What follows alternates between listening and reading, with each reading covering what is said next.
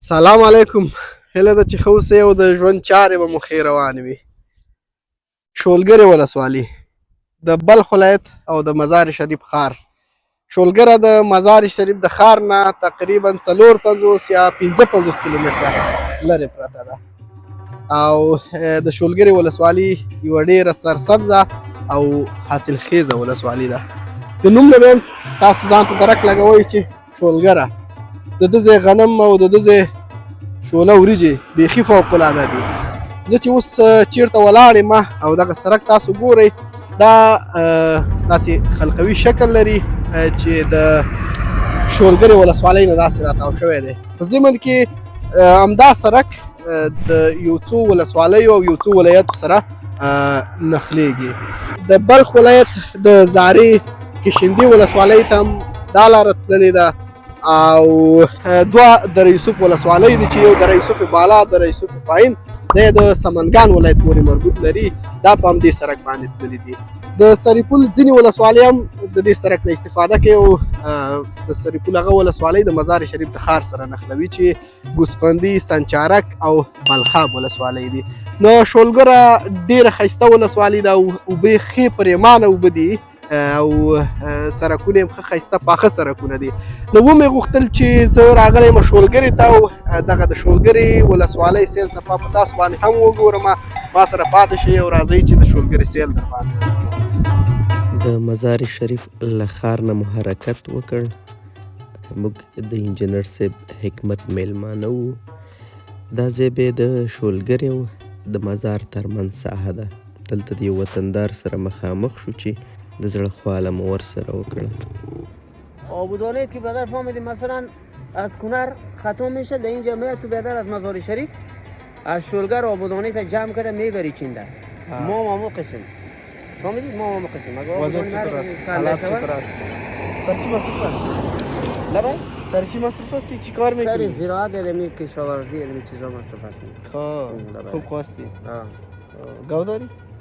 گاو نیست میده مال این چیزا هست. گوسفند و می چیزا؟ بوز است بوز. بوز است؟ چند دانه است؟ چند تا است؟ از کی است؟ خودیم است. 4-5 دانه؟ 4-5 دانه خدا نه خب رقمی بسیار است. رقمی هر کس داره، هر کس شخصی. ما سودا کردیم. یعنی چند وقت چیز سودا کردیم. یعنی زمستان تیر شده سودا کردیم. چند پیسه سودا کردیم؟ علف کم است نه من.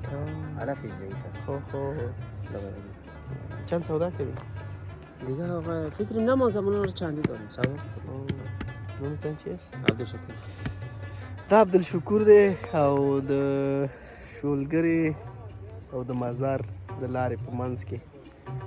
نو دا وایي چې ستا دانه ستا رزق هغه په شولګره کې حواله شوی او تا واخیسته.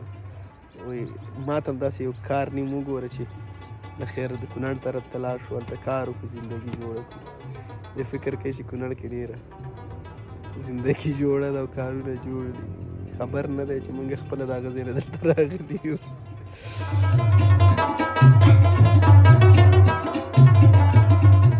په شمال کې بیا د مشرقي په شان ته اوبه ډېرې نشته دی او دلته چې هر چیرته اوبه وي هغه ځای د دې خلکو لپاره د تفریح بهترین ځای وي. په مثال کې همدا شولګره در واخلی او طبعا چیرته چې اوبه وي هلته د تفریح لپاره بهترین ځایونه وي. دغه اوبه او دغه سیند د بند امیر نه راغلی چې د شولګرې ډېره ځمکه په همدې اوبو خړوبېږي او خلک ترې حاصلات ترلاسه کوي.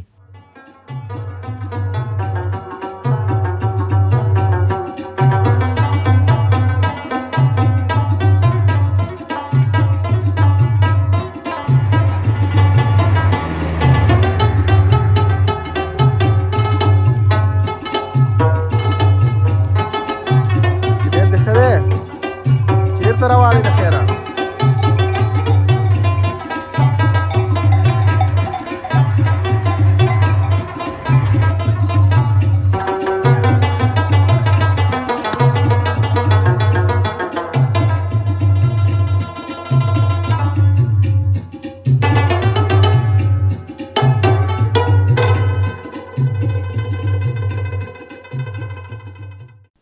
یو څه مزل وروسته دا د شولګرې بازار ته راورسېدو.